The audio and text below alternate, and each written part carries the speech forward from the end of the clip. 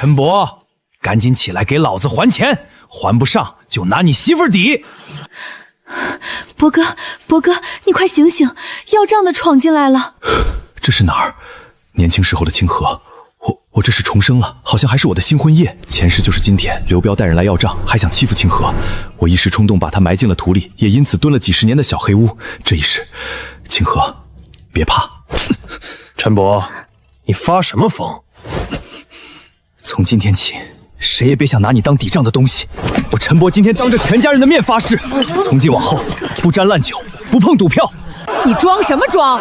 以前你说过多少次？赌鬼的话能信，猪都能上树。糊弄鬼呢？钱呢？没有钱，你拿什么还？钱我会还，但你今天想动我媳妇儿，没门儿。陈伯，你真以为你还是以前那个烂泥？我告诉你，欠债还钱天经地义。是，天经地义。那你敢不敢让我查查，这欠条上的利息怎么算得这么快？昨天才写的借调，利息却按10天算。刘彪，你这是拿印子钱坑我！少废话，3天内拿不出钱，你就别怪我带人来收东西。可以，3天后我还你第一笔，但你再敢来陈家闹一次，我就把这印欠钱的事儿直接送去镇上评理。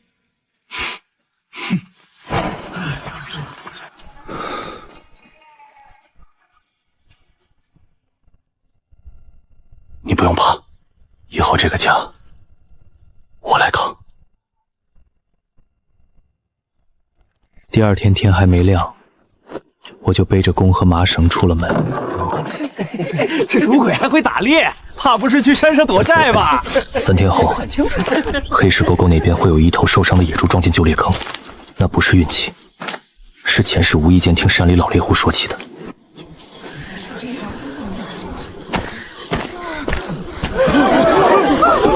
真打到了，这么大的猪得值不少钱吧？小伯，你这是……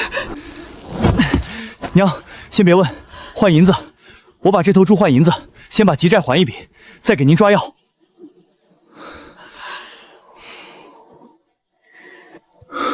我把猎物收拾好，连夜送去镇上，挑了个老实的肉铺掌柜，按市价成交。银子到手那一刻，我手心都发热。前世的我，喝烂酒，躺赌桌，连一口热饭都没给沈清河留过。现在想想，那时候的自己简直不是人。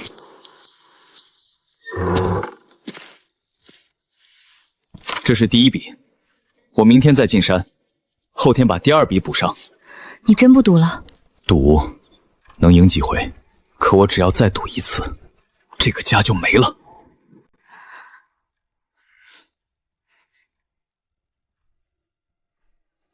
你自己收着。以后家里的钱你管，我只负责把银子挣回来。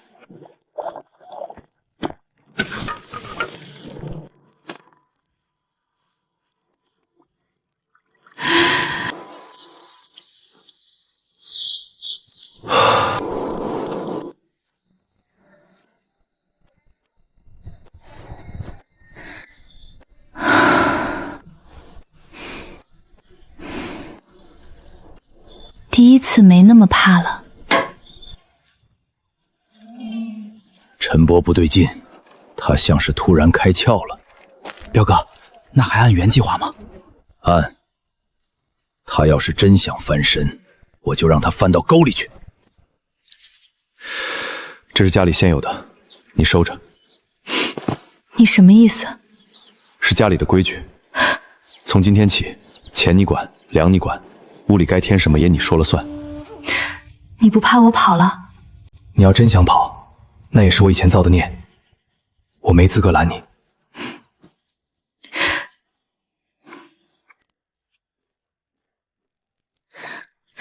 哥，你是不是脑子被门夹了？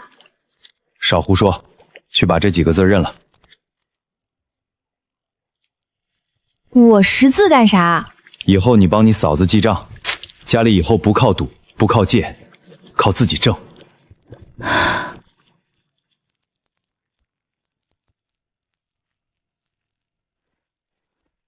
陈伯，出来！你不是说3天还第一笔吗？正好，昨天晚上的利息也算上了，少一个子儿都不行。昨天晚上，我连你人影都没见着，哪来的昨天晚上？你记错了吧？白纸黑字写的清清楚。谁写的？你管谁写的，反正你签了。行，看看去纸上写的时间和镇上赌坊账本能不能对得上。陈伯，你别给脸不要脸！你以为打了2只兔子就真能翻身？我能不能翻身不用你操心，你只要记住一点，陈家从今天开始不欠你那种脏账。你敢烧？烧的不是欠条，是你们赌坊套人的手段。行，陈伯，你有种，我倒要看看你能硬到什么时候。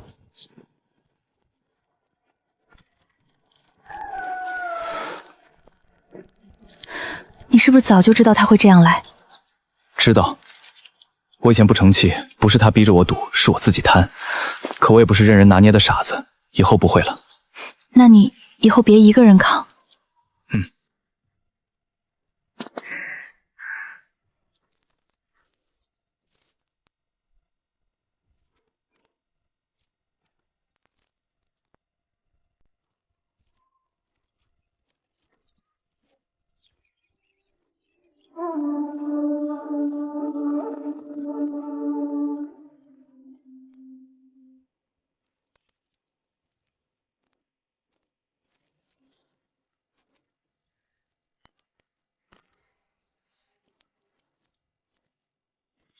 这个是进项，这个是花销，这个得留着给娘买药，这个留给月儿买纸，剩下的咱们再商量怎么用。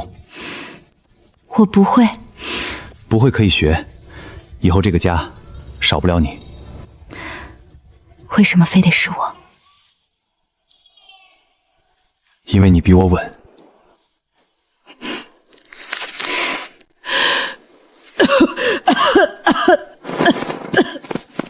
先喝这个，今晚就能缓一点。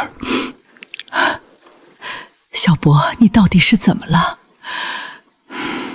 娘，我以前混账，把这个家糟蹋成这样，现在我想补。你能这么想，娘就知足了。哟，陈伯，这套子不灵啊！不是说会打猎吗？偷一次可以，偷第2次，就别怪我把规矩立起来。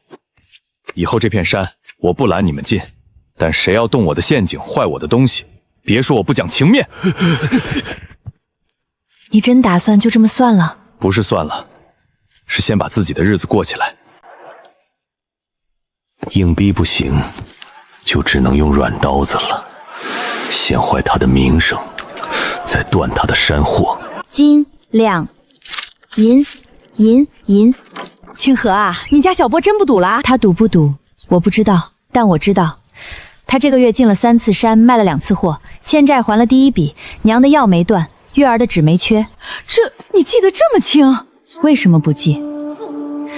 家里的日子不靠嘴，靠账。我知道他开始站起来了，不是依附我，而是跟我一起。陈伯，听说你戒酒了，我看你这人啊，骨头软，嘴硬。来喝一口，过去的事儿算了。彪，你要是来卖酒，走错门了。怎么怕啊？以前你不就是靠这个解闷儿吗？现在装什么正经人？你是不是怕老婆啊？我怕不怕不用你管，但你要再拿我媳妇儿说事，我就请你去镇上把话说清楚。说清什么？说清楚你这些年拿了多少人的利钱，又坑了多少张借条，你敢不敢？你少吓唬！不是吓唬，是提醒你，路走歪了，迟早得摔。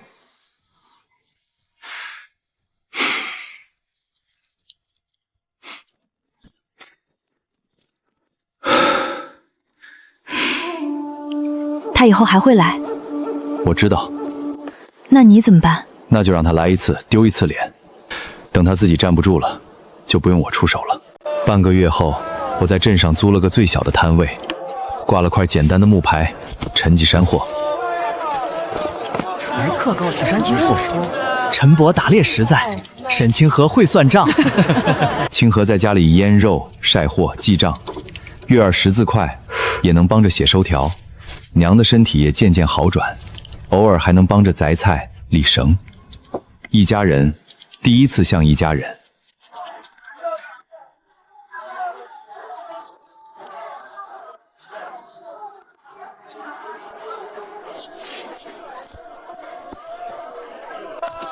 陈伯的货来路不正。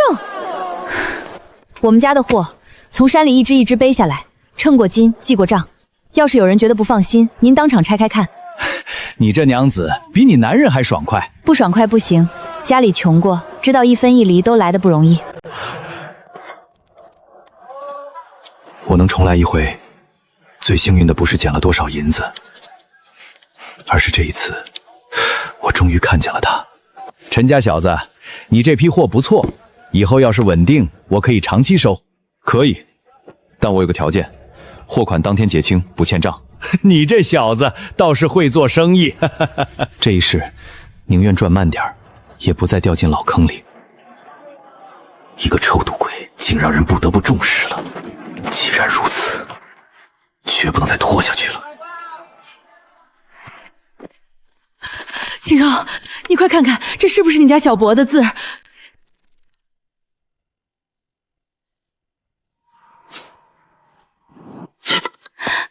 你看这个，假的。你确定？我确定。你看这折痕是故意折出来的，还有这印按得太浅，真正的旧债不会这么干净。那是谁送来的？刘彪。陈伯，你欠钱不还，还想赖账？大家都看见了，你媳妇儿手里拿着欠条，你还想黑在？想要什么？简单，钱或者田契。你要是都拿不出来，那就让你媳妇儿陪我去镇上做工，慢慢还。你说这是我签的，那你敢不敢当着大家的面说清这张纸是哪天写的？我哪记得那么细的？这张纸上的墨是3天前镇东头文具铺刚换的，货今天才拿来，怎么会提前写好我的欠条？还有这暗印，真正的手印，指腹会更深，指尖会更浅。你这个印按得太平，像是人照着磨出来的。你不是要证据吗？好，我给你。前几天你来我家闹事时，我已经把你带人踩坏我陷阱的事记在账上了，还有你3次上门逼债，村里几个婶子都能作证。再往前，你放银子钱的事，镇上肉铺掌柜也能证明。你每次收钱都会故意多收2份利，账上写的却是另一套。你拿假欠条来吓我可以，可你要拿我媳妇儿当筹码，不行。赵叔，你帮我看看，我们家这几天卖了多少货，花了多少银子，够不够还我第一笔债？够了，还多出一点儿。那就好，我陈伯欠的钱会还，但假的债我不认，脏的账我不背。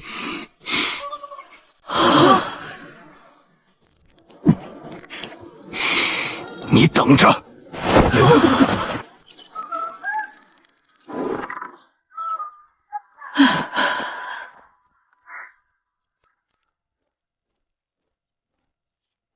又做什么？怎么不写陈记了？这个家最该被看见的人不该只有我。清河，这铺子你比我更会管，以后你来做掌柜。别怕，这回不是你一个人扛了。陈伯，你后悔过吗？后悔，但我更庆幸，我还有机会把欠你的疑点回来。清河，钱是我欠你的，这辈子慢慢还。只要我还有一口气，就不会再让任何人欺负你。那你这次别再让我失望。不会了。凭什么不能收？你不是说带大家赚钱吗？轮到我了不收？我说过，干净货、好货我收，坏货、假货不能进铺子。谁说是假货？不就是有点潮吗？晒晒不就行了？是啊，都是一个村的，差不多得了。陈伯现在挣了钱，就开始挑三拣四了。以前自己是个赌鬼，现在倒摆起掌柜架子了。这个不能吃。你懂什么？不就是山君子吗？我每天收货、晒货、称货、记账，什么能卖，什么不能卖，我心里有数。你这袋子里至少混了3种坏菌，我要是收了，卖给镇上客人，吃出问题，那也是你们铺子的事儿。那就更不能收了。我们陈家挣钱是靠实在，不是靠坑别人。你看看，你现在让个女人出来压人，陈伯，你可真有出息。我媳妇儿的规矩就是规矩，你不服可以不卖给我，但你想拿坏货砸我的招牌，不行。行，你陈伯有本事，以后村里人的货你都别想收。大家都听见了啊！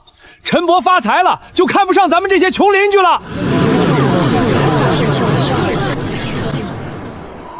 不去说清楚？现在说不清，为什么？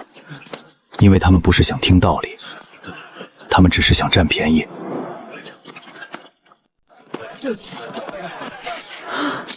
现银结算，高价回齁。还是人家会做买卖，陈伯压价压狠了，以后咱不卖给他了，以后咱不卖给他了。哥，他们也太没良心了！以前卖不出去的时候是你叫他们晒货分拣记账，现在他们就全跑了。跑就跑吧，那咱铺子怎么办？你是不是早就料到了？孙瘸子给的不是货价，是饵。等他们把货全送过去，就知道什么叫肉包子打狗。这次我不拦，有些亏得他们自己吃过，才知道规矩为什么值钱。小伯，小伯你在不在？什么事儿？孙瘸子跑了。什么跑了？就是那个镇上收货的，他说先收货，3日后一并结钱。结果今天我们去镇上，人没了，摊儿也撤了。小伯，你得帮我们想想办法啊！你在镇上认识人多，帮我们找找。我们都是一个村的，你不能不管。当初你们把货送去孙瘸子那儿，有没有写收条？他说都是乡里乡亲，不用那么麻烦。有没有记重量？有没有说好结款日？说是3天后。写下来了吗？那就难办了。清河，你这话什么意思？你们陈家现在好了就不管我们了？是啊，小伯好歹是村里人，不能见死不救吧？再说了，要不是你们不收我们的货，我们会去找孙瘸子吗？你们怎么还赖我们？坏货不收不是应该的吗？小丫头片子，哪有你说话的份儿？我妹妹有没有说话的份儿，不用你教。还有，我再说一遍，货是你们自己送的，收条是你们自己没要，便宜也是你们自己贪的。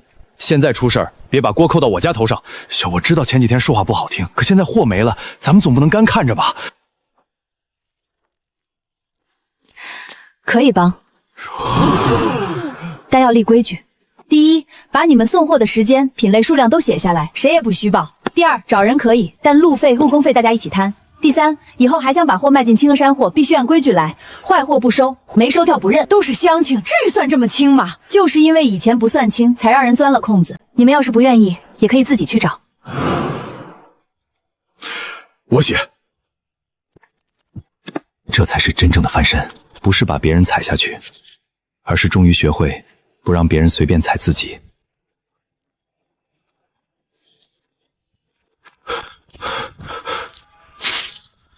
那是我的筐，你说是你的就是你的，写你名字了。先别动。陈掌柜，你怎么来了？那人这几天是不是一直在这收货？是啊，收了好几车，昨儿夜里还找人换袋子呢。能不能帮我做个见证，不让你惹事儿？只要你如实说看见什么。这几张处理手法是清河山货交出来的，边角收得很齐，不像孙瘸子自己的货。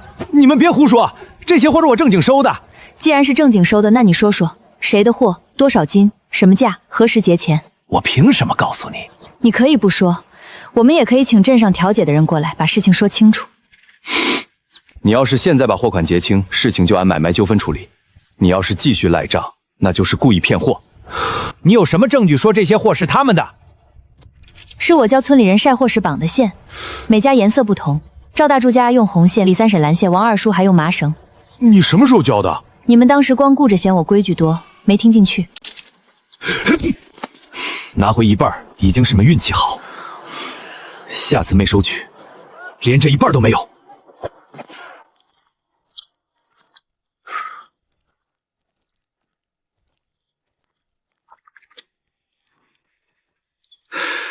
小伯，清河，这次是我不对，我贪那2文钱，还在村里说你们坏话。要不是你们，我这半个月就白忙了。以后想进清河山货的货可以，但规矩写在前头，谁再拿坏货糊弄，谁在背后搅事儿，就别怪我们不收。行，听你的。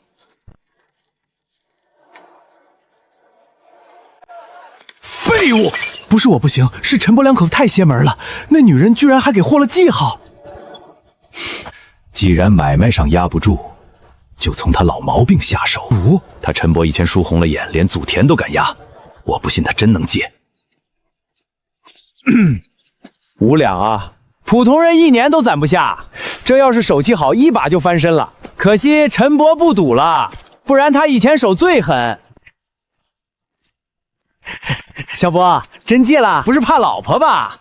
男人嘛，偶尔玩2把又不是啥大事儿。你们收了刘彪多少钱？你胡说什么？我有没有胡说，你们自己心里清楚。小伯，以前咱俩多少有点误会，有话就在这儿说。我今天来不是逼债，是想跟你说句实在话。镇上有个赌局，来钱捆吗？清河山货要做大，总不能一直靠山里那些小东西去赢一把。5两银子到手，债也清了，铺子也能扩大。你以前手气不错，就是脾气急，现在你人稳了，肯定能赢。就玩1把，赢了就走，这次肯定翻本。刘彪，你还真是不死心。我这是给你路，你给的不是路，是坑。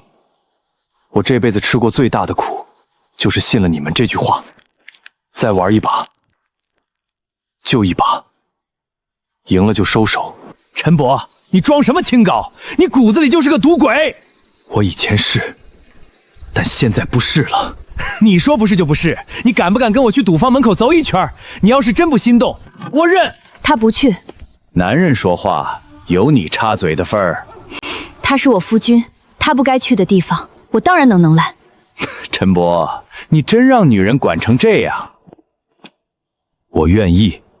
从今天起，你再拿赌局来我家，我就把你诱赌逼债的事儿一桩写清楚。你不怕丢脸，就接着来。你刚才其实也怕。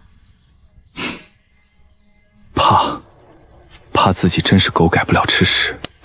不怕，你刚才已经赢了。没上赌桌，你就赢了。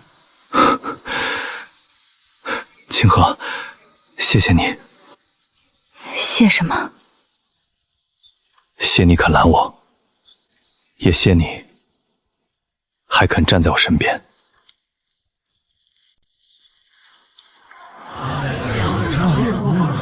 那不是陈伯吗？以前赌坊常客啊。他这是干啥？又要翻本儿？陈伯，你想干什么？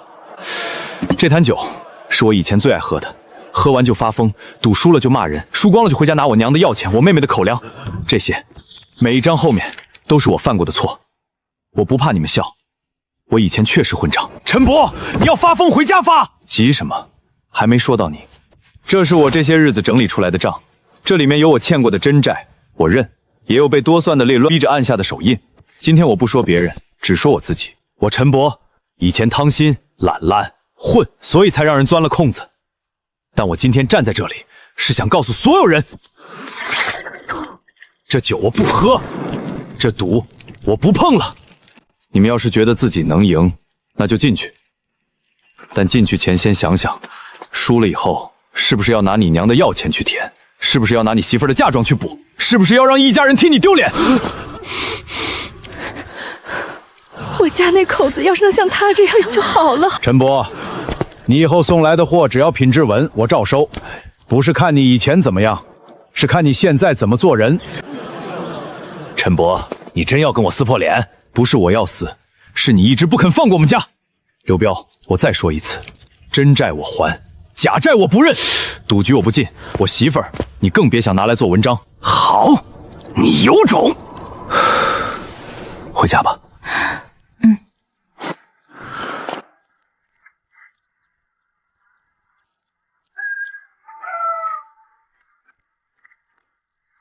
不短斤少瓦，不以次充好，不失烂账。陈娘子，你这干菌干净，泡发后味正，以后每月给我留30斤。可以，但雨天货少，数量未必足。不怕你少，就怕你假。你照实给我，照例收。清河啊，都是亲戚，我这货你给个高价。二婶儿，这货潮气重，不能按干货收。你什么意思？别人你都收，到我这儿就挑刺？不是挑地刺，潮货了会坏一整批。哎呦，大家快来看看呀！陈家发财了，就不认亲戚了。以前穷的吃不上饭，还是我们这些亲戚帮衬。现在好，连几斤菌子都不肯收。清河，要不二婶，你说以前帮衬我们，帮衬了什么？那逢年过节不也借过你家半碗面？借过，后来我娘还了你1碗。陈伯，你现在长本事了，连长辈都敢顶撞。长辈该敬，坏货不该收，这是两码事。你们就是欺负人！二婶，你看，这些能晒，晒干后我按中等货收。这些已经坏了，不能要。如果你愿意，我教你重新晾晒；若是不愿意，你拿去别处卖，我们不拦。行，就你会做生意。不是我会做生意，是我不想让清河山货的招牌坏在几斤潮菌子上。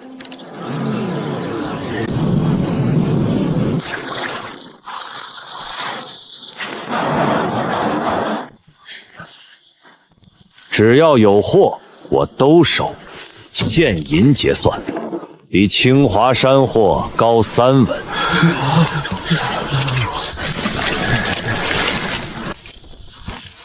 小伯，刘彪这次会不会又有坑？他收什么货？什么都收，干菌、药材、皮子，甚至半湿的也收。半湿的也收。那不是收货，是等着出事。那怎么办？仓里还有上等干菌20斤，中等30斤，腌肉15斤，药材若干。酒楼要30斤干菌，我们先送20斤上等，再补10斤中等。提前说明雨季货少，价格可按中等算。皮货掌柜那边兔皮不够，就先送鹿皮和旧存山羊皮，问他能不能替换。我去镇上谈。路不好走，正因为不好走，才要当面说清楚。我跟你一起去。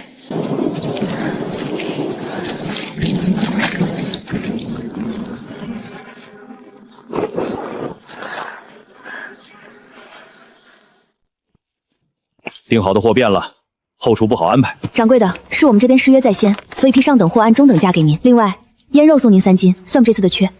陈娘子，你倒是实诚。做长久生意，不能只想着眼前一单。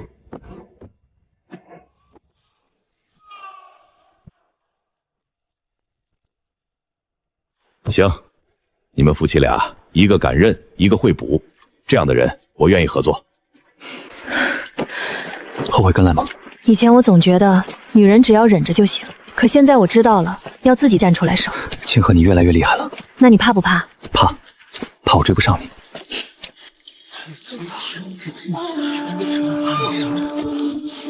不收。为啥？上月15，你拿坏菌混进赵叔家的货里，被发现后不认。上月21，你在村口说清河山货短斤短两。前几天，你又帮刘彪收半湿货，故意扰价。这3条够了吗？陈伯，你就看着你媳妇儿这么对乡亲。他说不收就不收，你要卖找别人。大家都是一个村的，你们做这么绝？我以前帮村里收货，是想大家日子都好过，但帮忙不是欠你们。清河山货也不是谁想糟蹋就能糟蹋的。从今天起，我们只收守规矩的货，不守规矩的人，不管是谁，不收。清河，你看看我这货行不行？上等。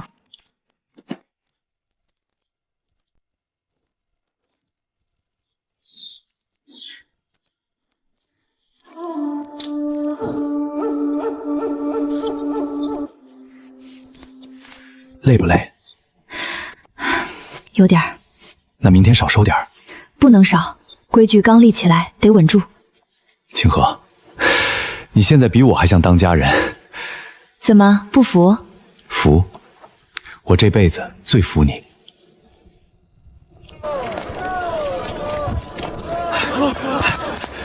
陈掌柜，陈娘子，不好了！怎么了？你们送来的那批干菌，后厨一泡开，里面有豪猪坏菌。掌柜的让你们赶紧过去。坏菌？清爷山货不是一直说不卖坏货吗？这可不是小事儿，吃坏人怎么办？不可能！我跟你一起去。陈娘子，我一直信你们，可今天这事儿，你们得给我个说法。说什么说？生意大了，人心就贪了呗。我就说，乡下小摊儿哪能一直干净？这不是我们家的货，出了事儿都说不是自己的，谁会认啊？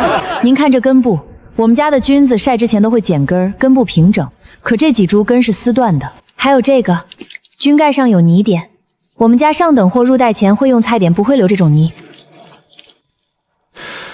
这袋货是谁拆的？是后厨老王。老王，你来说。就是从陈家送来的袋子里倒出来的，我亲眼看着呢。你确定？确定。人家厨子都说了，还能有假？清河山货这次怕是砸了招牌。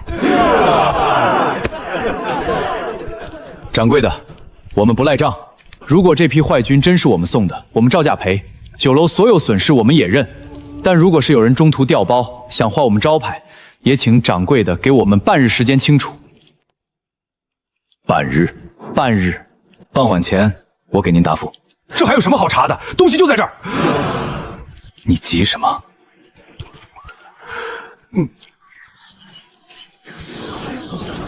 陈月儿，去把账本取来。昨日送货时，您店里的小伙计签过收账，上面写着干菌30封袋，来口有清河印记。是。那现在这袋子还在吗？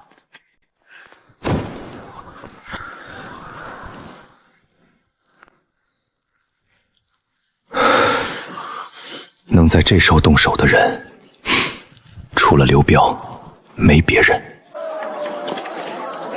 清河山货卖坏菌，酒楼差点吃出事。陈伯以前是赌鬼，现在做生意也不干净。小伯，这事儿要是说不清，咱们以后还怎么卖货？我家就靠这点山货钱买粮呢。各位，今天酒楼出了坏菌的事，我们清河山货不会躲。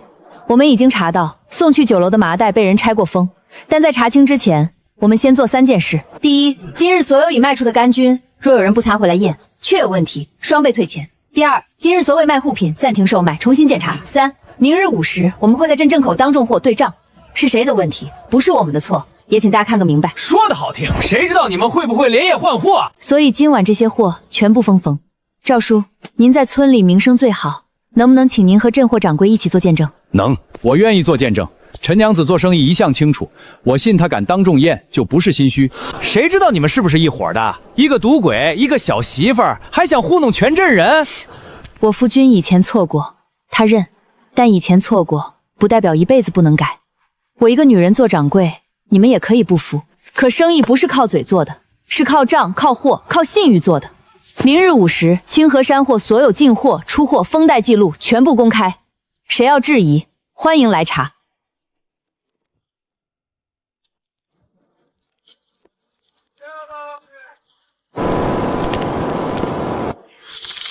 清河，你去歇一会儿。这是我们家的事。好，我们一起。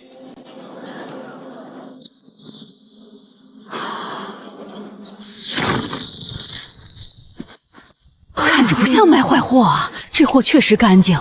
那酒楼那袋怎么回事？清河山货封袋只用双回结，因为这种结越拉越紧，拆太回来是蓝线，可结法是单扣结。我们家的印记是先盖印再封过，是并封袋重新擦上去的。确实不一样。这袋子昨天是谁动过？我不知道。你不知道？我只负责后厨，谁知道是不是你们送来时就这样？昨天傍晚，你是不是去过赌坊后巷？这是茶摊掌柜写的证词。昨天傍晚，他看见你拿一只麻袋进了赌坊后巷，不到半刻钟，又空手出来。他看错了。这是从酒楼后厨灶边捡到的断线，和这只被拆过的袋口线是同一股。如果不是你拆的，为什么断线会落在你灶边？老王，你在我店里做了8年，我待你不薄，你为什么做这种事儿？掌柜的，我也是一时糊涂。是刘彪，是他给我2两银子让我袋子换一下，说只是下陈价，不会真少事。我什么时候让你干了？你明明说只要坏了清河山货的名声，以后镇上收货就归你管。闭嘴！刘彪，你急什么？陈伯，就凭他一句话，你就想赖到我头上？当然不止一句话。昨晚陈掌柜来问我，我想起一件事。刘彪那天在我摊上喝茶，落下一小包印泥。这种蓝黑印泥不常见，镇上只有赌皇旁边那家文墨铺卖。我早上去问过文墨铺，3日前买这种印泥的正是刘彪的人。你查我？不是查你，是你不肯放过我们家，我只能把证据一件件捡起来。原来真是刘彪搞鬼，他为了坏人家招牌，连酒楼的吃食都敢动手脚，太缺德了。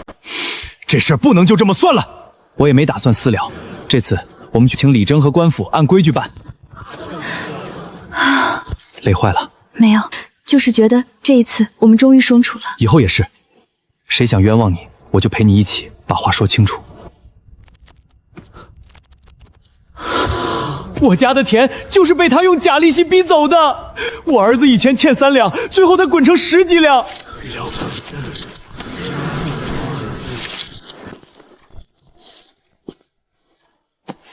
陈伯，你以前确实糊涂，是，但能回头也不容易。至于你靠设局害人、乱算利钱、伪造欠条、扰乱买卖，性质恶劣。刘彪被依法处置，不少被乱算的债被重新核查。我的债该还多少就还多少，假的部分一文不认。当最后一笔真债还清时，整个人像卸下了一座山。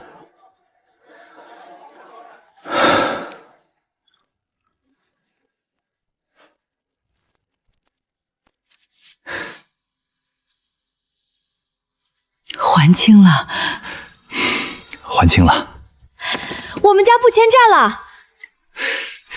真债还清了，以后只欠你嫂子的。欠我什么？欠你一辈子的安生日子。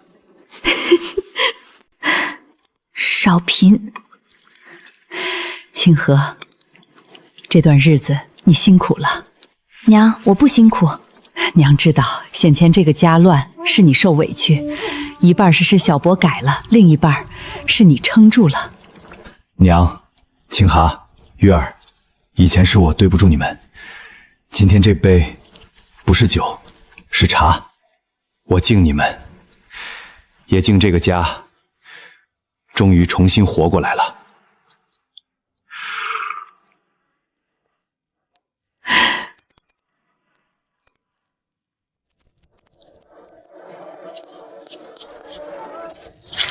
你这账本比李正的册子还严。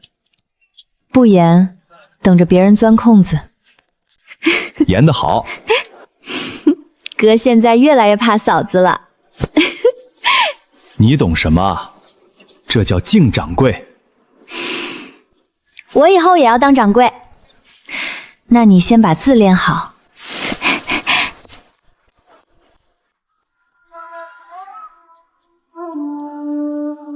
这天，镇生空出了一间小铺，后头还有个小院儿，能晒货放货。我想租，可租金不低。能租？真能？能，但要留足3个月周转银，不能把钱全押进去。听你的。你就不怕我算错？你算错了，我再进山多打几趟。你不怕辛苦？不怕。为什么？因为这次是往好日子里累。半个月后，小铺面正式开张。那天村里来了很多人。以前我嘴贱，也贪便宜。清河、小伯，你们别往心里去。只要以后守规矩，就还是生意伙伴。哎，陈娘子，以后你这铺子怕是要越做越……慢慢来。稳着来。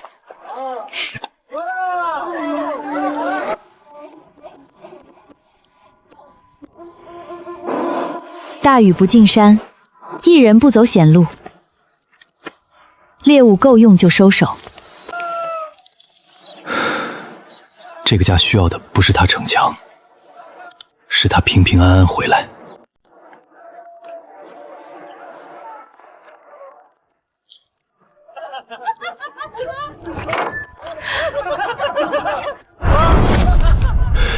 如果你不喜欢，我马上拿走。不是不喜欢，只是想起那晚。对不起。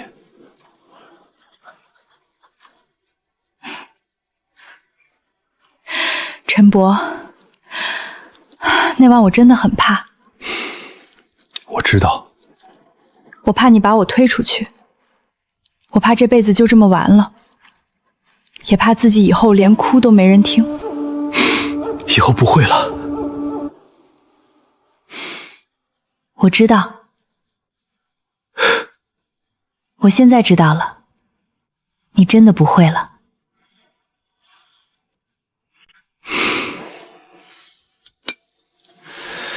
以前你嫁过来，我连件像样的东西都没给你，这是补借你的。又乱花钱？没，这是我攒的私房钱。你还有私房钱？就这一点儿，本来想给你个惊喜。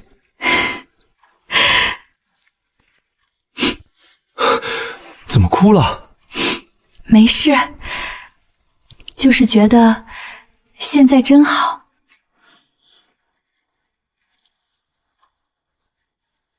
以后会更好。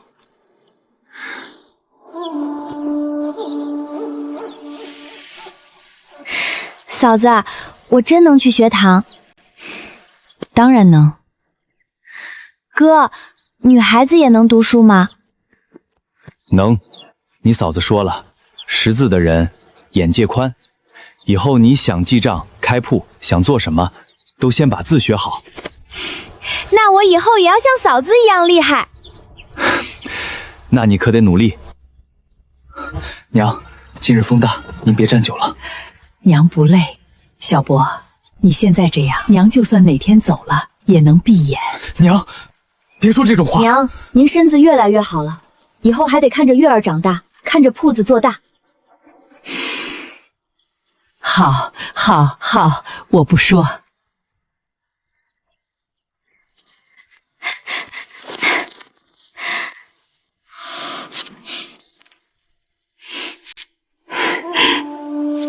放账本里做什么？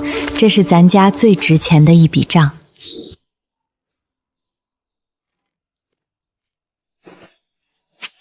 想什么？想以前。我以前总觉得穷是命，后来才知道，穷不可怕，怕的是人烂了还不肯改。那你现在改了？还不够。怎么不够？我欠你的，不是一件铺一只簪子，几句好话就能还完的。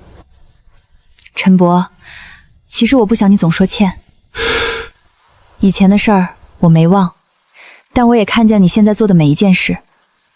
日子不是拿欠来过的，是拿以后慢慢过出来的。你若真想还，就别总回头看。喝完走，和我一起。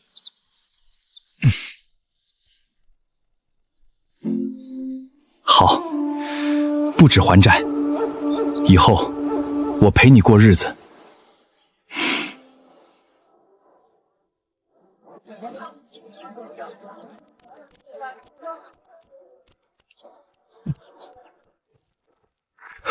哥，嫂子今天又谈成一笔大生意。掌柜厉害。少贫，先去洗手。听掌柜的。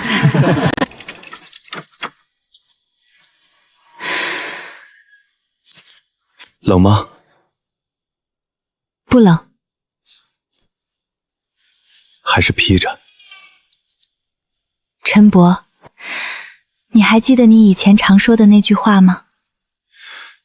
我记得。以后换一句吧。换什么？就说往后的日子我们一起过。好，往后的日子我们一起过。哥，嫂子，吃饭啦！快进屋，汤凉了。来了。